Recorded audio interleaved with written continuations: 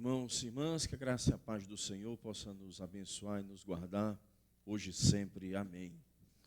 Aqueles que nos acompanham pela internet, nós agradecemos a Deus pela vida de vocês e rogamos ao Senhor que, se você é aqui de Recife, aproveite para nos visitar e ter a comunhão junto com o povo de Deus aqui reunido. Os nossos irmãos que nos acompanham também pela internet, que porventura não consigam estar conosco hoje, aproveitem também, compartilhem com amigos, parentes e vizinhos, a fim de que a semente do Evangelho chegue também a outros lugares. Irmãos amados, Deus nos chama para adorá-lo em sua palavra. Vamos ficar em pé, vamos abrir as nossas Bíblias, acompanhar a leitura do Salmo 100, o hino de louvor ao Senhor. É um hino muito conhecido, é uma chamada à adoração, e o Senhor assim faz, assim devemos responder a Ele com orações, com cânticos, com louvores ao seu santo nome. Salmo 100, peço que você acompanhe comigo essa leitura. Celebrem com júbilo ao Senhor todas as terras, sirvam ao Senhor com alegria, apresentem-se diante dEle com um cântico, saibam que o Senhor é Deus, foi Ele quem nos fez e dele somos o seu povo e rebanho do seu pastoreio. Entrem por suas portas com ações de graças e nos seus átrios com hinos de louvor. Rendam-lhe graças e bendigam o seu nome, porque o Senhor é bom, a sua misericórdia dura para sempre, e de geração em geração a sua fidelidade. Aleluia. Amém. Vamos orar nesse instante, irmãos, respondendo ao Senhor que nos chama para bendizer o seu nome, glorificar o seu nome, declarar que Ele é bom, de geração em geração Ele é fiel. Vamos nesse instante orar. Eu convido o presbítero Marcelo para vir até aqui, para fazer essa oração de adoração, de louvor ao nome do Senhor.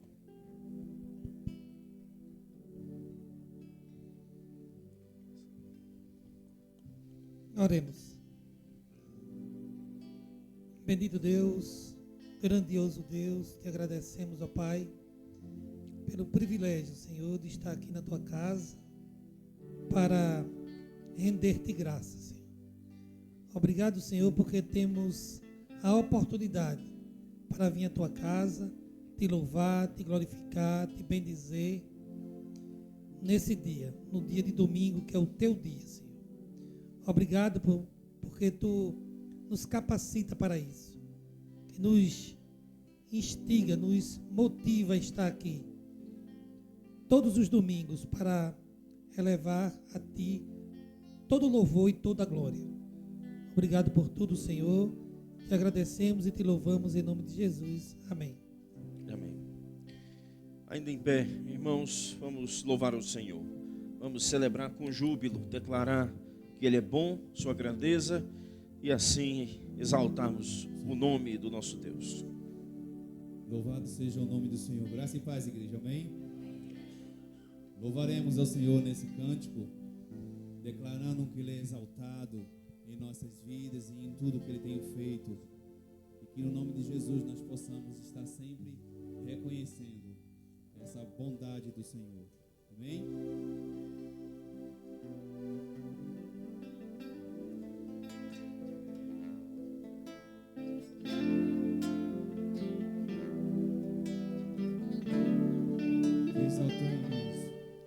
Exaltamos o Cordeiro Santo de Deus e declaramos as suas maravilhas. Teu Espírito se manifestará nesse dia, fazendo vitórias nossas vidas. Exaltamos o Cordeiro Santo de Deus e declaramos as suas maravilhas. Teu Espírito se manifestará neste dia,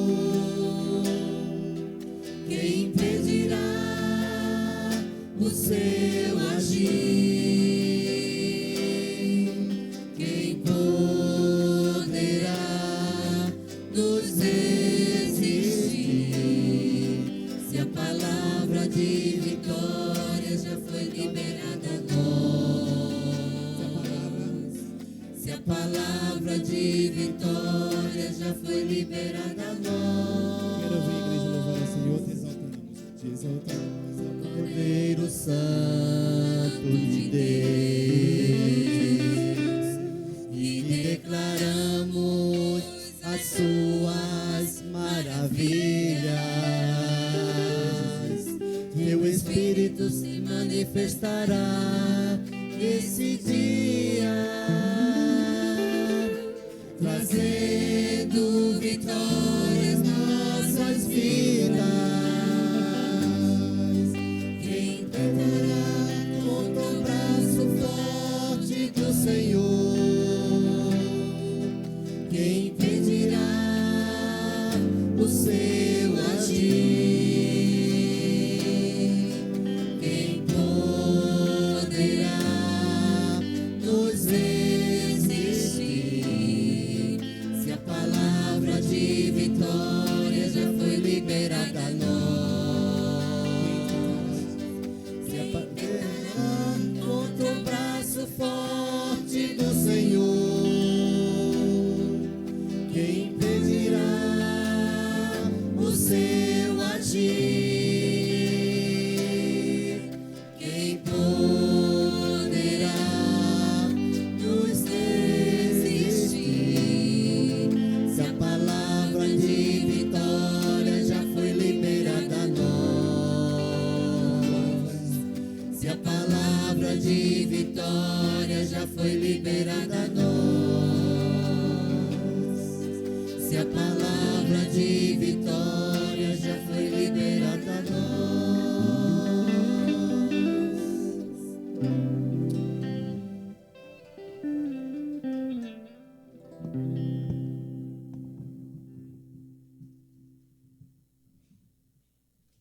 Os irmãos podem sentar. Vamos acompanhar agora, queridos, a leitura do Salmo 51, onde o Senhor expõe os seus desígnios, a sua vontade, e dentro daquilo que é a justiça do Senhor, os seus servos entendem quando quebram a lei de Deus. E a resposta do Salmo 51 é um pedido de perdão, um pedido por misericórdia do Senhor. Salmo 51, a partir do verso 1, diz assim: compadece-te de mim, ó Deus, segundo a tua benignidade, e segundo a multidão das tuas misericórdias, apaga as minhas transgressões.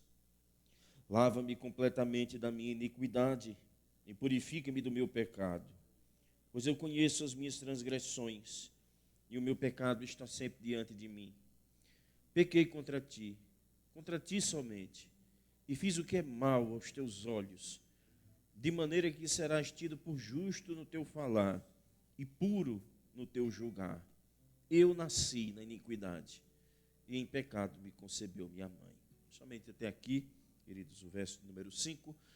Diante do que ouvimos, a nossa resposta deve ser uma humilde confissão de pecados. Vamos curvar nossas cabeças nesse instante e fazer um exame da nossa vida diante de Deus, pedindo a Ele que tenha misericórdia de nós e perdoe os nossos pecados. Após alguns instantes, o nosso silêncio será quebrado com oração, onde nós vamos acompanhar nosso irmão Haroldo numa oração de confissão de pecados.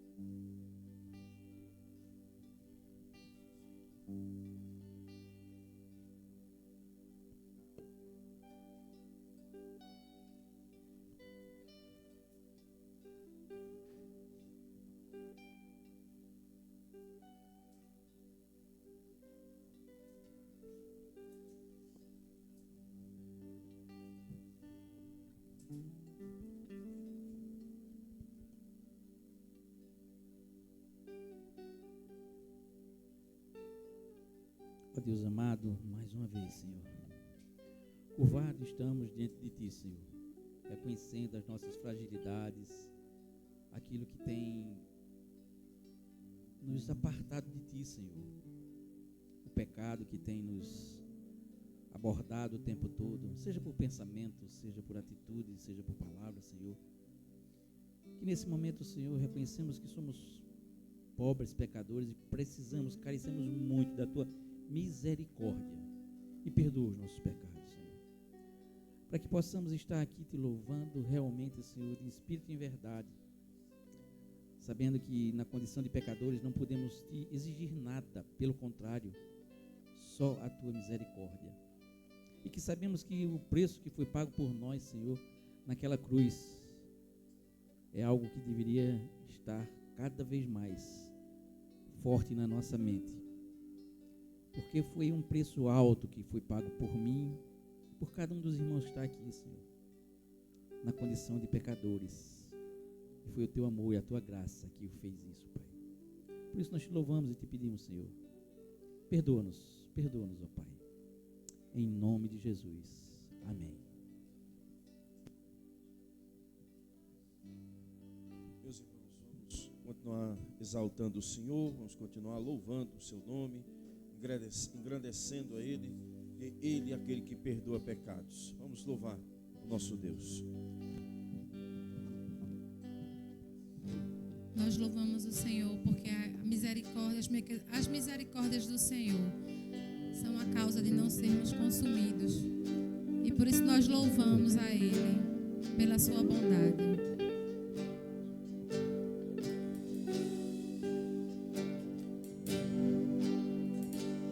Te amo, Deus,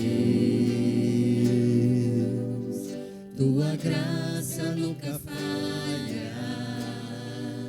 Todos os dias eu estou em tuas mãos. Desde quando me levanto até o meu deitar, eu cantarei da bondade de Deus.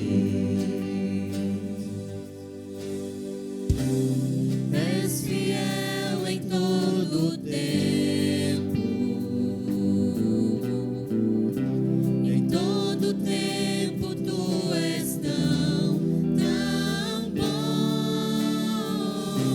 Com todo o fôlego que tenho, eu cantarei da bondade de Deus. Tua doce voz que me guia em meio ao fogo da escuridão, tua presença me conforta. Sei que és meu Pai, que amigo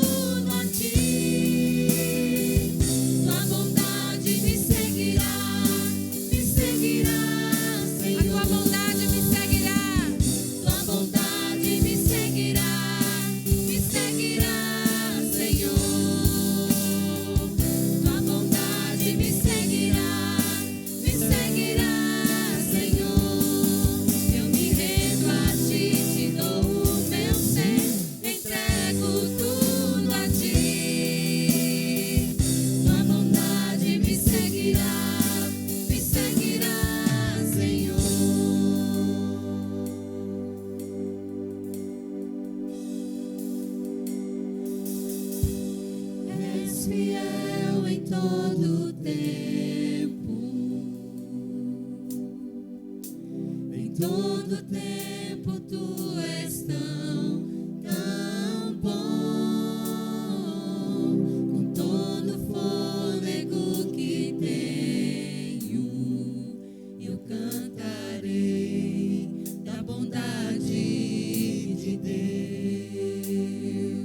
eu cantarei da bondade de Deus,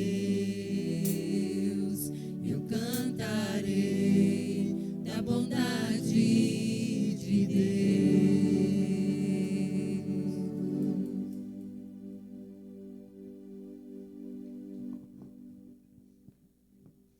Amados, vamos ficar em pé mais uma vez, agora para fazer a leitura do Evangelho de Mateus, capítulo de número 5, a partir do verso de número 1 até o verso de número 12, o Sermão do Monte, as Bem-aventuranças. Eu lerei o primeiro e o segundo verso, os irmãos começaram a ler de maneira alternada a partir do verso de número 3, e aí seguiremos alternadamente, para assim sermos edificados, lendo a palavra de Deus uns para com os outros. Ao ver as multidões, Jesus subiu ao monte. Ele se assentou e os seus discípulos se aproximaram dele. Então ele passou a ensiná-los. Jesus disse, no verso terceiro, desculpem.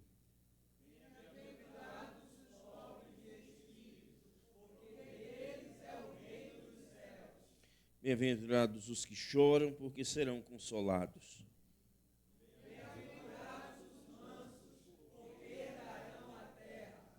Bem-aventurados os que têm fome e sede de justiça, porque serão saciados. Bem-aventurados os misericordiosos, porque alcançarão misericórdia. Bem-aventurados os limpos de coração, porque verão a Deus.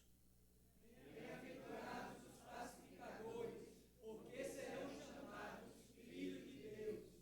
Bem-aventurados os perseguidos por causa da justiça, porque deles é o reino dos céus. Bem-aventurados são vocês, quando por minha causa os insultarem e os perseguirem, e mentindo disserem todo o mal contra vocês. Alegrem-se e exultem, porque é grande a sua recompensa nos céus, pois assim perseguiram os profetas que viveram antes de vocês. Palavra do Senhor, que Ele aplique aos nossos corações. Vamos continuar, irmãos, louvando a Deus.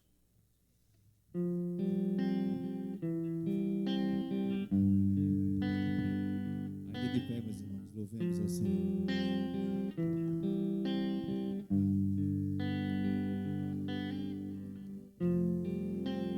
Nova vida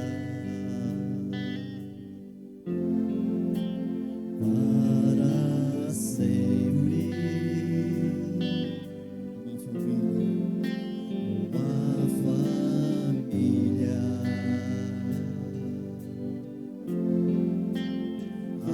alegria,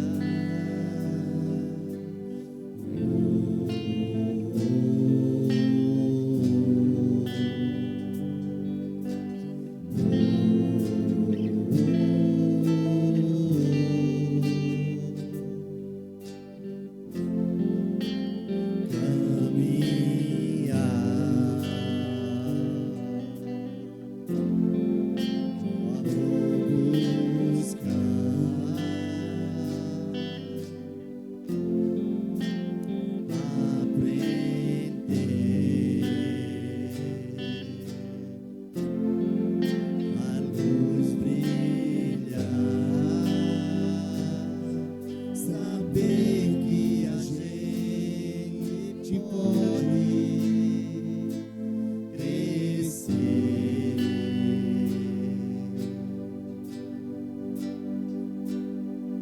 viver, chorar, dançar e se alegrar.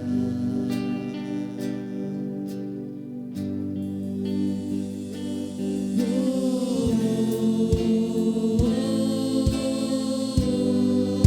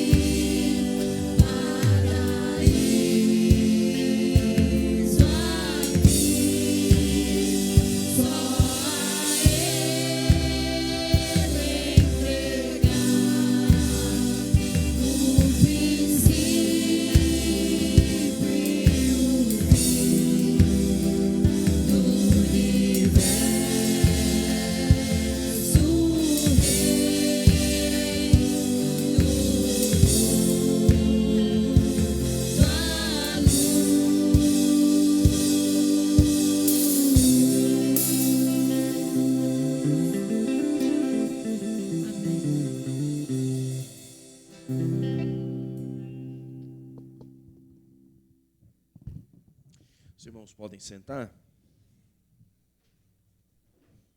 Meus amados, vamos nessa oração pastoral continuar colocando diante de Deus os pedidos de oração que os irmãos têm sempre lembrado, pedidos que envolvem trabalho, saúde. Devemos lembrar também outras causas que sempre estão ali no nosso radar de oração pela nossa igreja, para despertamento, maturidade. Mas também, irmãos, nessa oração vamos colocar diante do Senhor nossa denominação. Esse é o mês das missões. Vamos orar pelos missionários que estão em lugares distantes, lugares onde muitas vezes até o evangelho é proibido de ser pregado publicamente. Oremos por eles e vamos rogar ao Senhor que nenhum sustento falte aos seus servos, tanto naquilo que diz respeito ao suporte, para que eles possam viver com dignidade, mas também a força do Senhor para enfrentar os momentos de dificuldade. Vamos curvar nossas cabeças, irmãos, vamos orar. Senhor Deus, nós rogamos nesse instante pelo teu povo, pela tua igreja. O Senhor conhece as lutas de cada um. O Senhor sabe das aflições que os teus servos e as tuas servas têm passado, alguns enfrentando lutas na área de saúde já há muito tempo, e nós pedimos que o Senhor dê graça a cada um, dando o conforto e, segundo a tua vontade, trazendo a plena recuperação, a plena cura. Também rogo o Senhor para aqueles que nesse momento têm dificuldades também com suas empresas, seu trabalho, naquilo que diz respeito a manutenção do emprego. Senhor Deus, sustenta cada um dos teus servos, para que nunca falte o pão de cada dia. Deus Santo, nós também pedimos pelas nossas crianças, pelos nossos jovens, adolescentes, guarda-os nessa idade, a fim de que eles tenham discernimento de se afastarem do mal e andarem em santidade, trilhando e andando sempre no caminho do Senhor. Pai bondoso, nesse mês onde lembramos o teu poder através das missões, nós também pedimos graça pelos nossos irmãos missionários, aqueles que estão fora do país, aqueles que largaram tudo aqui para se dedicar à pregação da tua palavra, muitas vezes em lugares onde até mesmo é proibido pregar o teu evangelho. Nós pedimos que o Senhor sustente esses irmãos, não apenas com os proventos, os víveres, para que eles possam ter o suporte para terem uma vida digna, mas nós rogamos também que o Senhor os sustente com fortaleza, o Senhor anime e o Senhor dê graça para que eles continuem perseverando no anúncio da tua palavra. Nós assim, Senhor Deus, pedimos e agradecemos no nome de Jesus. Amém. Continuemos, irmãos, louvando o Senhor. Continuemos exaltando e glorificando o nome do nosso Deus.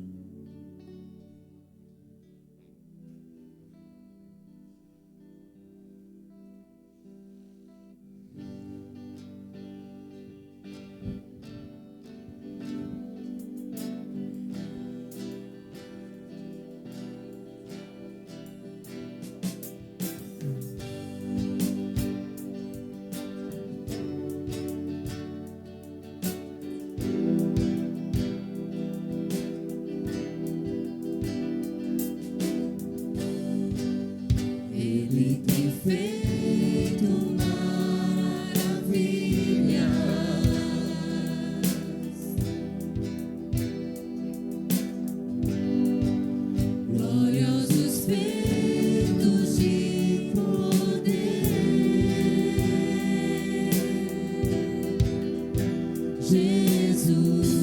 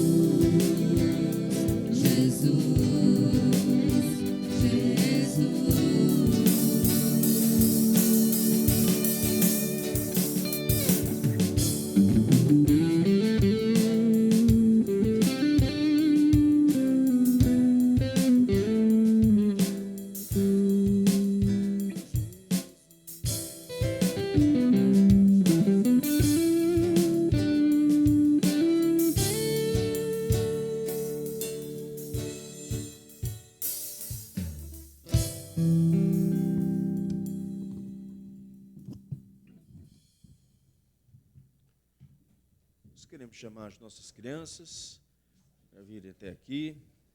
Vamos orar por elas, pedir ao Senhor que dê graça nesse momento que eles vão aprender, né, a palavra do nosso bom Deus. Nessa ocasião, vamos orar por eles, né? Vou pedir ao nosso irmão Will, que está aqui. Will, você orar pelos nossos pequenos. São 2 Will, a gente tem que ver, tem que dizer aqui, ó.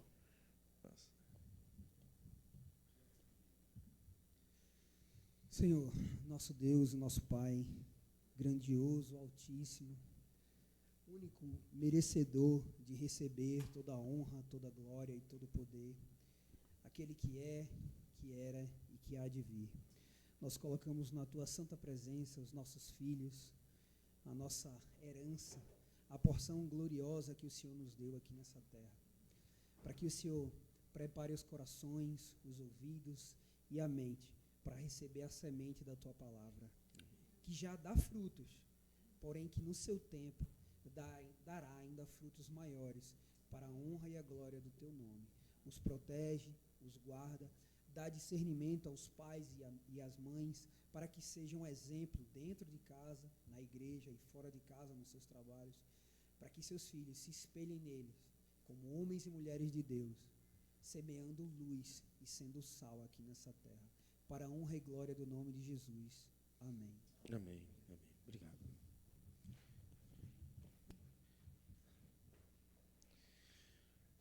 Meus irmãos, vamos abrir as nossas Bíblias no livro de Atos dos Apóstolos, capítulo 16. Nós vamos fazer a leitura do verso 6 ao verso de número 10. Atos dos Apóstolos, 16, do verso 6 até o verso de número 10. A visão entrou a ti. Assim nos diz o texto sagrado. E percorreram a região frígio-gálata, tendo sido impedidos pelo Espírito Santo de pregar a palavra na província da Ásia. Chegando perto de Mísia, tentaram ir para Bitínia, mas o Espírito de Jesus não o permitiu. E tendo contornado Mísia, foram a Troade. À noite, Paulo teve uma visão, na qual um homem da Macedônia estava em pé e lhe rogava, dizendo: passe a Macedônia e ajude-nos. Assim que Paulo teve a visão, imediatamente procuramos partir para aquele destino, concluindo que Deus nos havia chamado para lhes anunciar o Evangelho. Meus irmãos, se há uma coisa que as igrejas, de uma forma geral, de uma forma ou de outra, procuram muitas vezes refletir e pensar, é a maneira como eles vão planejar a evangelização e a missão. Poderia aqui lembrar de estratégias que muitas vezes são colocadas, como o evangelismo pessoal, onde cada um vai procurando, dentro dos seus relacionamentos, falar do Evangelho, e aí nós criamos instrumentos, muitas vezes, de reunião na igreja, por grupos de interesse, e as pessoas então vão chegando, e nós vamos assim, através dos relacionamentos, convidando um, convidando outro e expondo o Evangelho. Há muitos que entendem que esse método, embora já tenha tido o seu lugar consagrado, talvez não seja mais hoje o método mais eficaz. Então, entendem que hoje a evangelização tem muito mais a ver com o testemunho social da igreja. Entendem que a melhor pregação que a igreja pode fazer é ajudar o pobre, plantar uma árvore, defender a ecologia, usar canudo, né, de papel para salvar as tartarugas. Outros vão entender que a maneira como a igreja deve se posicionar na obra da evangelização tem muito mais a ver com a perspectiva de transformar o culto num show. E aí, de certa forma, a gente muda e altera aquilo que eventualmente são os lugares de uma liturgia tradicional, a fim de, com isso, atrair pessoas que comumente não gostam de igreja, para que elas então frequentem aquela igreja. A gente acredita então que aos poucos essas pessoas que eventualmente não iriam para a igreja nenhuma estariam então em tal ou nesta ou naquela igreja, conforme esta ou aquela estratégia missionária. Enfim, irmãos, o que eu quero dizer é que nós podemos escolher várias formas e várias maneiras de ver uma estratégia de evangelização em um contexto urbano. Mas o que nós não podemos perder de vista é que, independente dos nossos planos, é o Senhor que dirige a sua obra. Ele é quem levanta os meios. Ele é quem diz como devemos e o que devemos fazer, o que devemos pregar. E Ele mesmo é quem abre a porta, Ele mesmo é quem fecha a porta. E cabe a nós termos o discernimento de como o Senhor dirige a sua obra. O texto que lemos, irmãos, é um de muitos textos no livro de Atos que mostra o Espírito Santo conduzindo cada passo da missão, cada passo do trabalho de evangelização. E nós somos assim hoje convidados e desafiados a olhar para esse texto e perceber como o Senhor conduz a obra missionária. A primeira lição, irmãos, que nós tiramos desse texto, quando percebemos a condução de Deus na obra missionária, é a maneira como o Espírito Santo impede alguns resultados de colhimento de fruto para os missionários. É curioso isso. O Espírito Santo impede, fecha algumas portas. Nós geralmente pensamos na atividade do inimigo das nossas almas. E, de fato, Satanás cega o entendimento e o que ele puder fazer para manter as pessoas cativas a ele, escravizadas ao pecado, certamente ele vai fazer dentro do seu limitado poder, como um cachorro na coleira de Deus. Mas talvez seja estranho para nós entender aqui que o Espírito Santo estava impedindo os missionários de alcançarem alguns resultados. Nós olhamos, por exemplo, o verso 6, e percorreram a região frígio-gálata, tendo sido impedidos de pregar a palavra na Ásia. Irmãos, é evidente aqui que a pregação era o objetivo da equipe de Paulo. Eles estavam se distribuindo e viajando pela Ásia para pregar. Pregar, eles poderiam pregar para o fortalecimento das igrejas que lá estavam, ou seja, instruir, exortar, fortalecer as igrejas onde o evangelho já havia sido plantado. Mas é evidente também que se eles tivessem a oportunidade de ir a uma sinagoga, de ir a um lugar onde mulheres estivessem orando, enfim, qualquer oportunidade que eles tivessem, eles aproveitariam para pregar o evangelho.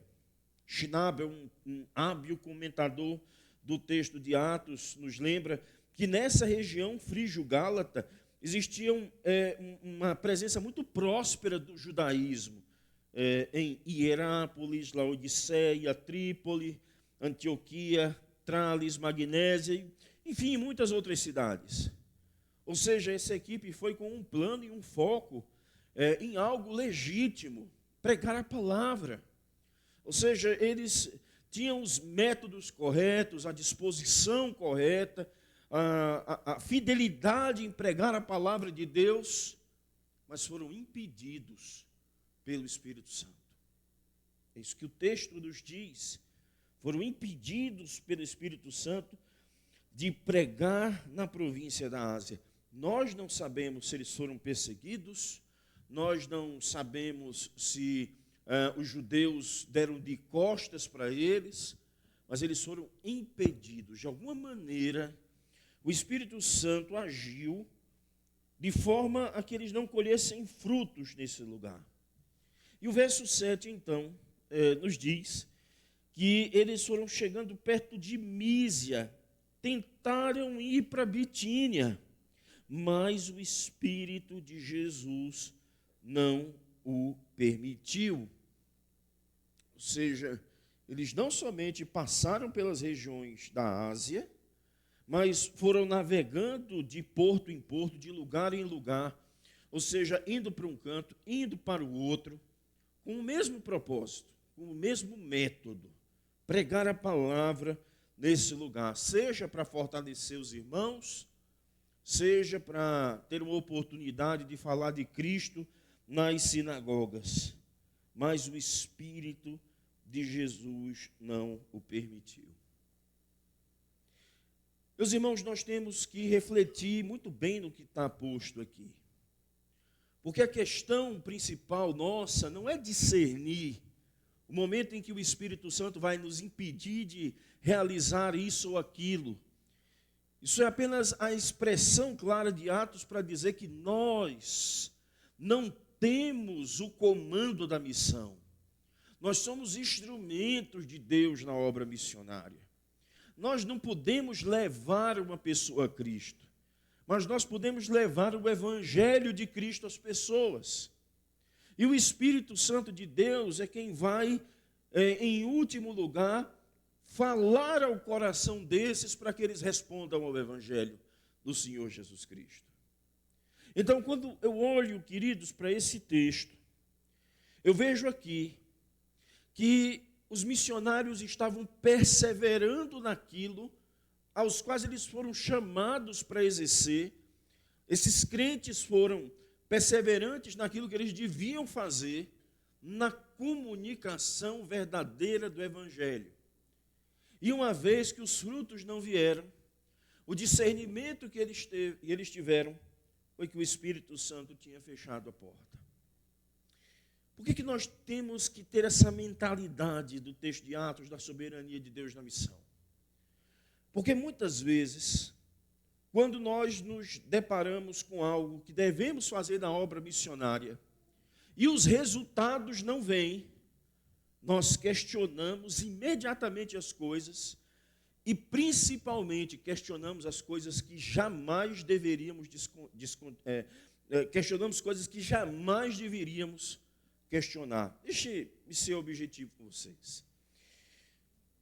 Muitas vezes nós olhamos e pensamos no crescimento e ao longo do tempo olhamos para a vida da igreja e pensamos, poxa, quantas pessoas se converteram?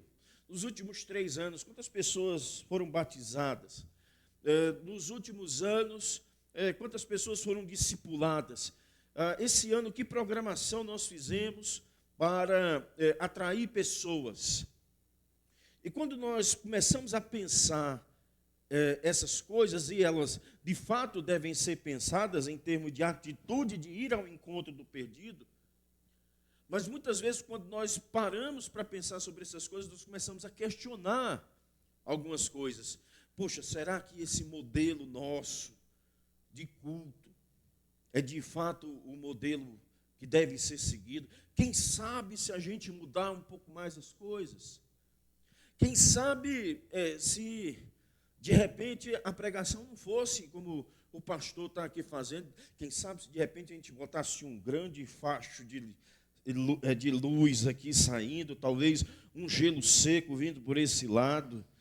Enfim, quem sabe, o pastor, se ele se vestisse de Batman, quem sabe pudesse ser com um atrativo melhor. Imagine então, né? Não ia aparecer o Batman, ia aparecer o Flávio Dino, né? Com aquela capa do Supremo Tribunal Federal ali. Mas enfim, nós muitas vezes pensamos em abandonar algumas coisas que nós estamos fazendo porque não vemos o resultado delas. Isso é pragmatismo. Nós precisamos, irmãos, entender de uma vez por todas que o fato de alguma coisa não estar dando resultado não quer dizer que os nossos métodos estão errados. Esses missionários, eles estavam dispostos a pregar a palavra na Bitínia, fortalecer os irmãos, edificar os irmãos. Mas isso não significava que o plano do Espírito Santo seria resumi-los a isso. O Espírito Santo guiava eles de porto em porto, lugar a lugar. Mas eles não mudavam o método, eles não mudavam o essencial, que é o ensino da palavra, a pregação da palavra. E exatamente esse ponto que nós devemos considerar. Irmãos, nós podemos mudar muitas coisas. Se um dia o conselho quiser, ele pode tirar essa mesa de vidro aqui e colocar um púlpito de madeira. Se um dia o conselho quiser, ele pode modificar toda essa estética daqui da frente e colocar uma outra estética. Se um dia o conselho quiser, e os irmãos também estiverem de concórdia com isso, até o horário do culto pode ser mudado. A gente decidiu mudar a nossa escola viva. E isso, irmãos, são decisões de coisas que nós podemos mudar por uma conveniência que melhor auxilie os irmãos. Mas o que nós nunca podemos abrir mão é da fiel pregação da palavra do Senhor. O que nós nunca podemos abrir mão é do ensino fiel da palavra do Senhor, do ensino da reta doutrina, da comunicação fiel do Evangelho de Cristo, que não é aquilo que a gente faz, não é o louvor que a gente canta, não é uma boa obra que a gente faz, é o que Cristo fez em nosso favor.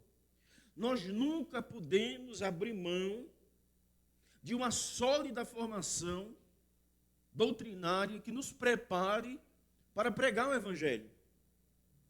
Irmãos, é uma tremenda ilusão opormos, muitas vezes, o ensino com a pregação. Ora, se você não conhecer o conteúdo da pregação do Evangelho, o que é que você vai pregar? Ide e fazei discípulos junto à missão com a doutrina reta, com os valores e os princípios da palavra do Senhor. Queridos, nós devemos nos manter naquilo que o Senhor nos chama para fazer, pregar a palavra. E saber que nem todo fracasso que eventualmente tenhamos é resultado de uma falta de algo mais que a palavra, mas é muitas vezes o resultado da operação do Espírito Santo em seu desígnio secreto. Esses missionários aqui, eles não questionam porque as portas não foram abertas. Eles não questionam os resultados. Eles simplesmente confiam na ação do Espírito Santo. E assim deve ser também em nossa igreja. Nós precisamos confiar na ação do Espírito. Nos manter fiéis à palavra do Senhor, ao Evangelho de Cristo, certos de que Ele há de trazer os seus eleitos, porque Ele determinou tanto os meios como os fins. Há um outro aspecto que nós devemos, irmãos, observar nesse texto, diz respeito à maneira como o Senhor conduz a sua obra, é a maneira como o Senhor abre o entendimento das pessoas para entender como outros precisam do Evangelho. Veja, irmãos, o verso número 8. E tendo contornado Mísia, foram para Troade. Ou seja, a obra não para. Eles estão em um lugar e edificam os irmãos, mas não há conversões. Então eles vão para outro lugar, edificam os irmãos, pregam o Evangelho, mas não há conversões. Mas eles não param, eles saem de um lugar e eles vão para o outro, pregando o Evangelho, anunciando as boas obras do Senhor. Então eles chegam a Troade. Aos nossos olhos, o fato deles estarem em Troade pode parecer o seguinte: poxa vida, esses caras estão perdidos. Poxa vida, esses missionários não sabem mais para onde estão indo. Eles estão atirando para todo lugar, vão para um canto, vão para outro, tentam de um jeito, tentam do outro, e agora estão em Troade. Mas, irmãos, aos nossos olhos, embora os missionários parecessem estar fora do norte, o Espírito Santo estava conduzindo todas as coisas. E quando eles chegaram em Troade, cansados de viajar, e aí nem vamos pensar que a viagem deles era como a viagem nossa aqui. A gente pega muitas vezes um carro, um carro, né, de tração de 4 de 4 rodas, a gente pega ar-condicionado, enfim, se a gente vai fazer uma viagem missionária, a gente planeja, compra, melhor dizendo, a gente aluga um ônibus e sai, enfim, a gente pensa nessa parte do conforto. Mas aqui, nessa demanda, como eles estavam viajando, irmãos, eles estavam consumidos da viagem. Uma navegação que não tinha nenhum sistema de segurança próprio. Viajando de porto em porto, então eles chegam em Troade. E derrubados do cansaço, então eles dormem. E aí, à noite, Paulo teve uma visão. Diz o verso 9, à noite Paulo teve uma visão na qual um homem da Macedônia, um homem grego, estava em pé e lhe rogava, dizendo, passe a Macedônia e ajude-nos. Esse ponto, irmãos, é uma maneira como o Senhor, de maneira muito especial, através de uma revelação, através de um sonho, fala ao coração de Paulo, de uma maneira especial, e mostra para ele um homem grego clamando por ajuda. Nós entendemos que esse homem grego é Lucas, o médico amado, estava pedindo a ajuda de Paulo nesse instante. Eu queria aqui pontuar uma coisa também importante no tocante à nossa obra missionária. Irmãos, no Brasil, nos últimos anos, e principalmente agora, alguns setores do evangelicalismo brasileiro têm passado a ideia de que as pessoas hoje, elas não são mais convencidas pela pregação do evangelho. Elas tentam passar a ideia de que as pessoas hoje não podem ouvir o evangelho direto. De que essas pessoas, antes de tudo, precisam ser preparadas para ouvir o evangelho. E uma das maneiras de preparar essas pessoas seria uma estratégia de contextualização que contemplasse 2 pontos. Contemplasse o cenário de pobreza e miséria da América Latina. O outro, considerasse o ponto de vista secular e cultural que nós estamos inseridos.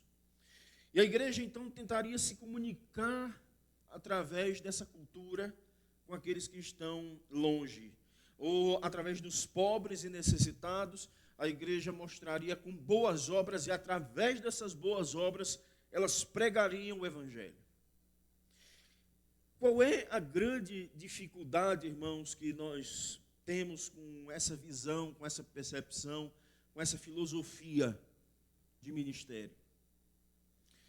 É que quando nós ajudamos o pobre, quando fazemos isso, nós fazemos isso na percepção de que as boas obras embelezam o evangelho. Mas ajudar o pobre e o necessitado, como Lausanne já tinha expressado em 1974, não é o evangelho. Embeleza o evangelho, mas não é o evangelho. O evangelho não é o que você faz. A boa nova do evangelho não é se você ajuda quem precisa. É um dever cristão ajudar quem precisa, mas isso não é o evangelho. O evangelho é o que Jesus Cristo fez por nós na cruz do Calvário. O evangelho é a encarnação do Filho de Deus, que se tornou servo, assumiu em nosso lugar a condição de servo, levou sobre si nossas enfermidades e as nossas dores, cravou-as na cruz do Calvário, para que nós pudéssemos ter perdão dos pecados e fôssemos libertos da ira de Deus. Isso é o evangelho, é o poder de Deus para a salvação de todo aquele que crê. Evidentemente, irmãos, que numa conduta de vida, numa cidade como Recife, nós precisamos ter todo o cuidado da maneira como nós nos comunicamos com as pessoas. Então, o fato do pastor pregar de esporte fino, isso não quer dizer uma contextualização maior que vai atrair as pessoas. Ou o fato, quem sabe se o pastor tivesse aqui togado, eu tenho uma, mas eu não vou usar, senão vocês vão pensar que é uma batina de padre. Mas se pregássemos togados, imaginar, poxa, isso emprestaria mais solenidade. Não necessariamente. Não emprestaria essa forma de respeito. Por que eu estou pontuando isso, irmãos? Porque nós podemos ter todo o cuidado de nos comunicar, eliminar todas as manchas de ruído, mas o fato principal, queridos, que nós precisamos considerar é que quando as pessoas estão pedindo ajuda, elas estão pedindo ajuda por causa do Evangelho. Veja que aqui, passe a Macedônia e ajude-nos. Para não ficar dúvida que essa ajuda aqui é a pregação do Evangelho, você pode ir para o verso 10. Assim que Paulo teve a visão, imediatamente procuramos partir para aquele destino, concluindo que Deus nos havia chamado para lhes anunciar o quê? O Evangelho. Não diz aqui, concluindo que o Senhor nos chamou para fazer uma missão integral. Não diz aqui que o Senhor nos chamou para, primeiro, ajudar os pobres, os necessitados, e que isso é o Evangelho. Não diz aqui, primeiro, faça uma liturgia que pareça um show para atrair aqueles que comumente não vêm à igreja. Diz aqui, de maneira muito clara, nos havia chamado para pregar o quê? O Evangelho. Irmãos, nós podemos ter muitas estratégias. Tim Keller falava que as igrejas pecam muitas vezes porque algumas são subcontextualizadas. Subcontextualizadas como se elas estivessem vivendo no século XVII, como se as portas da Assembleia de Westminster estivessem abertas. E alguns, muitas vezes até, eu acho, desejam se vestir com a roupa dos puritanos, aquela roupa antiga, preta, enfim. Por outro lado, há um outro extremo, que é o extremo da supercontextualização, a hipercontextualização, onde a gente põe tanta parafernália moderna e o Evangelho fica em segundo plano. Irmãos, quando as pessoas pedem ajuda, elas não querem saber, primeiramente, como fazer uma exegese cultural. Elas não querem simplesmente aprender a decodificar um filme, uma obra de arte da cultura. Elas não querem simplesmente entender e decifrar, decodificar nortes da filosofia.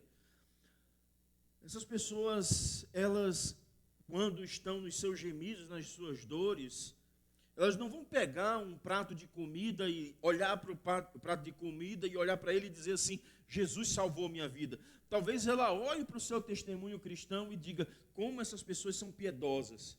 Mas ela não vai ouvir ali da boa obra o que é o Evangelho. Nós precisamos entender que essa geração de jovens, de adolescentes, de gente desigrejada, de gente que não gosta de igreja, as pessoas que estão ao nosso redor, muito mais do que um método que nós venhamos a oferecer, que essas pessoas precisam é do Evangelho. O grande grito das pessoas que estão ao nosso redor é pelo Evangelho. Elas precisam de Cristo, precisam conhecer a mensagem do Evangelho, serem confrontadas nos seus pecados e levadas àquele que perdoa pecados e que nos chama a confiar nele. É o que as pessoas precisam mais do que nunca escutar. Jesus olhava para as pessoas e chorava porque elas pareciam como ovelhas que não tinham pastor. Mas qual era o ministério de Jesus? Seu ministério era pregar: o reino de Deus está próximo, arrependei-vos e crede no Evangelho. Por fim, irmãos, Deus dirige a sua obra abrindo os olhos do seu povo para a tarefa missionária. Veja o texto, assim que Paulo teve a visão, imediatamente procuramos, preste atenção nesse plural, procuramos partir para aquele destino, concluindo que Deus havia chamado para lhes anunciar o Evangelho. Eles estavam em Troade e eles discerniram então, eles deviam cruzar o mar Egeu e chegar na Macedônia. De fato, quando lá chegaram, eles encontraram mulheres orando, e ali Lídia foi evangelizada, Paulo pregou, e ela teve o seu coração aberto pelo poder do Espírito, e aquela mulher se tornou uma missionária que abriu a porta da sua casa para que uma igreja fosse plantada em Filipos. Passa a Macedônia e ajuda-nos. Passa a Macedônia, prega o evangelho. Mas veja, irmãos, esses irmãos tiveram esse discernimento. Eles entenderam que o problema não era a mensagem, o problema não era o conteúdo, o problema não era a natureza do evangelho. Era o Senhor que estava conduzindo eles. E eles dinamicamente vão indo para onde o Senhor permitir, para onde o Senhor enviar. E sem dar conta dos desafios que vão obter ou enfrentar, eles continuam fiéis à pregação do Evangelho do Senhor Jesus Cristo. E o Senhor dá o seu fruto conforme a sua vontade. Agora, note, irmãos, que o texto diz: imediatamente procuramos partir. Lucas, até então, não estava junto. Mas quando Paulo cruza o Egeu, eu não sei se Lucas está com ele no porto de Troade, ou se ele encontra Lucas na Macedônia. Eu não sei, me parece que talvez o primeiro momento seja o mais interessante, de que ele encontra Lucas em Troade e aí sim ele passa para Macedônia. Mas Lucas, quando está junto com eles, Lucas se engaja e diz: nós, naquele momento, procuramos partir. Ou seja, agora os relatos de Atos vão começar a incluir Lucas. Ou seja, antes ele estava contando do que ele olhou, do que ele percebeu. Agora não, agora ele está junto. E é exatamente esse ponto, irmãos, que eu quero despertá-los. Nossa igreja, irmãos, é uma igreja que tem uma história muito bela nesse país. 165 anos. Uma história missionária, uma igreja sólida, firme. E não pense que a Igreja Presbiteriana do Brasil é uma igreja que tem a sua relevância apenas aqui no Brasil. Nós somos observados internacionalmente, porque muitas igrejas reformadas, igrejas presbiterianas, já apostataram da palavra do Senhor. Alguns dos nossos irmãos já tiveram a oportunidade de ir para os Estados Unidos, e é lamentável o estado da Igreja Presbiteriana dos Estados Unidos, a PCUSA, a Igreja Mãe, a igreja onde os missionários saíram para pregar aqui. Eles primeiro abriram mão da autoridade da Escritura. Aliás, primeiro eles relativizaram os credos e as confissões. Depois eles relativizaram a autoridade das Escrituras. E hoje eles são uma sinagoga de Satanás. Não há outra expressão. E nós falamos isso com muita tristeza de alma, com dor na alma, com dor no coração, de expressar essas verdades. Abriram mão da fidelidade da palavra de Deus. Por um momento, eles conseguiram reter algumas pessoas, mas ano a ano, milhares e milhares de pessoas estão deixando essas denominações. E muitas dessas igrejas que passaram por esse processo de secularização, ou estão meramente performando uma piedade que já é corrompida, apóstata das coisas da palavra do Senhor, ou já estão fechando e sendo vendidas para se transformar em boates, se transformar em cassinos e, lamentavelmente, em algumas situações até mesmo se transformarem em mesquitas. Eu quero chamar a atenção dos irmãos que muitas vezes nós olhamos para essas coisas e pensamos assim: de quem é a responsabilidade de pregar o Evangelho? E nós pensamos, o pastor deve ir ao encontro dos perdidos, o pastor deve discipular, o pastor deve visitar, e de fato todas essas coisas fazem parte do trabalho do pastor.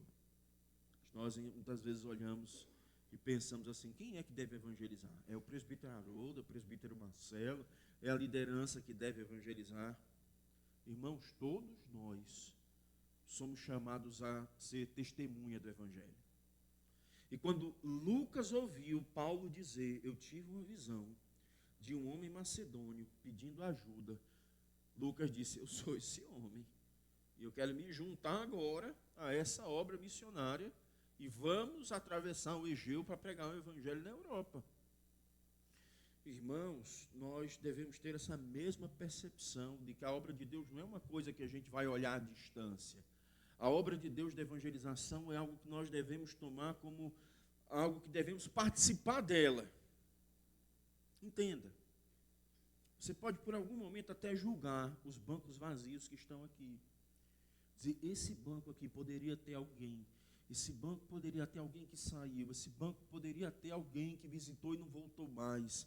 Esse banco poderia ter alguém que não foi evangelizado e a igreja não evangeliza, e a igreja está parada, a igreja não faz isso. A igreja somos nós. Tome parte nessa atividade missionária. Convide seus amigos, parentes e vizinhos para ouvirem a palavra de Deus. Fale do evangelho para eles. Ah, mas eles não, eu chamo, mas eles não vêm. Insista, chame, convide. Não existe só uma pessoa no mundo, existem várias. Nós precisamos, irmãos, entender que o Senhor está nos chamando para tomar parte nessa obra missionária. Deixa eu dar um exemplo para vocês. Um jovem que, assim, não era um jovem muito firme no evangelho, não. Foi criado na igreja. Os pais, quando batizaram, consagraram ele para o ministério pastoral. Mas chegando uma certa fase da sua idade, o que ele só queria fazer era viajar, fazer um trabalho aqui e ali e namorar. Era o que ele queria. Mas um dia, perto da sua localidade, começaram algumas reuniões de pregação do evangelho. E aquele moço um dia ouviu essa pregação, se arrependeu profundamente dos seus pecados, se reconciliou com Cristo, voltou para a igreja. Ao voltar para a igreja, ele sentiu um desejo enorme, um chamado implacável no coração de ser ministro do evangelho. Então ele ingressa no seminário e se torna um dos alunos mais destacados da sua turma, ao ponto de as pessoas, quando viam ele estar se aproximando da conclusão do seu curso, estarem já mirando os conselhos, já mirando e olhando, nós queremos ter esse rapaz conosco, ele será um excelente expositor da palavra, ele será um excelente discipulador, um excelente pastor, nós queremos ele conosco. E ofereceram, inclusive, muitas oportunidades de ensino para ele, bem como também oportunidades de estar servindo nas igrejas onde ele era conhecido enquanto seminarista. Mas um dia, ele foi para a capela do seminário, quando um dos seus professores abriu o texto de Atos 16, do 6 ao 10, e começou a pregar. E nessa ocasião ele disse, aplicando o sermão, olhemos para os povos estrangeiros. Naquele tempo, a junta missionária estava olhando para alguns lugares, África, Oceania, Índia, Japão, Brasil.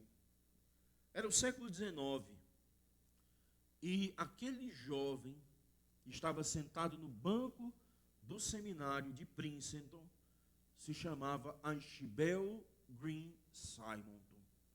No dia que ele ouviu Archibald Hodge, Charles Hodge, melhor dizendo, pregar nesse texto, ele disse, Deus está me chamando para o Brasil. Ele não viu o meu rosto, não viu o seu, mas ele entendeu que o Senhor estava chamando ele para a obra missionária. E ele foi, deixando todas as oportunidades que ele tinha nos Estados Unidos, para vir para esse país, pregar o evangelho. Um homem veio da América com saúde frágil, pegou febre amarela aqui várias vezes, acabou com seu fígado, morreu com 38 anos de idade. Mas deixou a semente do evangelho pregada aqui, no porto de Troade. Quando ele ouviu a necessidade de ser chamado, ele disse, eu vou junto, eu vou fazer parte da equipe. Irmãos, e também seja essa a nossa disposição hoje, a disposição de entender que nós não devemos mudar algumas coisas na atividade missionária. Acho que a gente pode mudar outras coisas, Algumas coisas são meras circunstâncias. Se aqui é um púlpito de madeira, se é um púlpito de vidro, se é uma tela preta que está aqui atrás, irmãos, isso é indiferente. Mas o que não pode faltar nunca é a pregação fiel da palavra do Senhor. O Evangelho é o poder de Deus para a salvação de todo aquele que crê. Nós precisamos, irmãos, também entender que nessa tarefa da pregação, nessa tarefa da evangelização, quando as pessoas estão clamando por ajuda, não pensemos que vamos ajudá-las, ou que vamos transformar a vida delas, ou que vamos prepará-las melhor, se nós tivermos algumas atividades que chamem mais a atenção de jovens e adolescentes. Eu creio que essas programações elas são úteis para a nossa convivência social. E o que for mais conveniente é o que a gente deve fazer. Mas nós nunca devemos pensar que os nossos métodos assumem a ponta, porque o que as pessoas precisam não é daquilo que a gente levanta numa pesquisa de campo. Eu me lembro, na época de seminário, a leitura de um livro do Rick Warren chamado Igreja com Propósito. E quando ele começa o trabalho da igreja de Saddleback, o que é que ele faz? Ele faz um grande levantamento de campo. Aí ele pergunta num questionário: você só iria para essa igreja? O pastor, como ele deveria se vestir? Aí as pessoas colocaram lá, eu acho que ele tinha que ser mais informal, com uma camisa florida. Eu acho que a igreja não devia parecer com igreja, eu acho que devia ser uma coisa diferente, eu acho que nem devia ter o jeito de igreja, devia ser uma tenda. E eu lembro na década de virada dos anos 90 para os anos 2000, como as pessoas ficaram empolgadas quando aquele livro foi lançado aqui. E eu olhava, os meus professores na época diziam, interessante, as pessoas pegam sempre aquilo que é a febre do momento e abraçam como se essa metodologia fosse a questão mais importante. E quando a gente olha para aquele propósito que Rick Warren estava colocando, que seria uma igreja com propósito, na verdade o que a gente vê é uma igreja ao gosto do cliente, porque as pessoas escolhem ali o que é que elas querem. Tenhamos cuidado, irmãos. Tenhamos cuidado para não confundir contextualização com uma customização da igreja ao gosto do que as pessoas querem. Nós precisamos, queridos, ter uma percepção muito clara de que o que as pessoas precisam não é serem agradadas. Elas precisam da pregação pura e simples do Evangelho. E por fim, irmãos, tenhamos a disposição de andar junto. Como Lucas, que toma parte do que aconteceu, se junta a Paulo na obra missionária, atravessa a Macedônia, atravessa o mar Egeu para chegar na Macedônia, chegar em Filipos e ajudar a plantar a igreja de Filipos. Irmãos, nos juntemos à obra da evangelização. Uma igreja confessional deve ser também uma igreja missional. Uma igreja confessional é uma igreja que não abre mão dos postulados da palavra, mas é uma igreja que também vai ao encontro do perdido. E essa tarefa de ir ao encontro do perdido não é apenas do ministro, não é apenas dos oficiais, não é apenas do missionário treinado. Todos nós somos chamados a sermos testemunhas do Evangelho do Senhor Jesus Cristo. O Senhor, irmãos, desperte o nosso coração para essa obra missionária. E o Senhor nos mantenha fiéis. O Senhor nos mantenha também fervorosos e dispostos a colocarmos a nossa vida e nos consagrarmos diante do Senhor para nos juntarmos àquilo que Ele já está fazendo através do nosso engajamento na obra missionária. Que o Senhor tenha misericórdia de nós e Ele nos ajude. Amém. Meus amados, vamos ficar em pé mais uma vez e vamos louvar o Senhor. Na ocasião, nesse momento, vamos ter o nosso ofertório. Aqueles que nos visitam não se sintam constrangidos. Essa é uma responsabilidade dos membros da igreja. Nós sempre destacamos que o Senhor não precisa de dinheiro, o Senhor é dono da prata e do ouro, mas nós precisamos ofertar para poder manter nossa estrutura, para poder manter nossas contas em dias, honrar os nossos compromissos, enfim, nós precisamos ofertar e ofertar com alegria, porque o Senhor já nos deu. e com alegria devolvemos para o Senhor. Então vamos assim louvar a Deus e vamos ter também o nosso ofertório.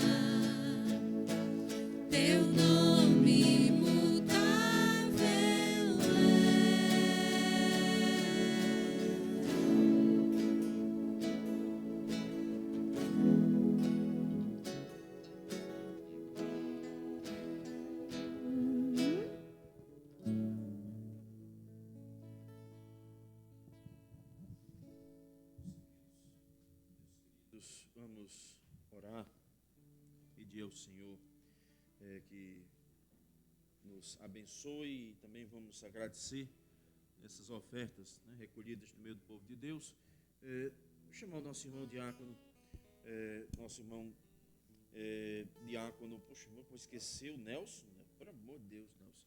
Chamar o Nelson, você vê aí, e está nessa idade, imagine quando for depois, né? Esquecer o nome do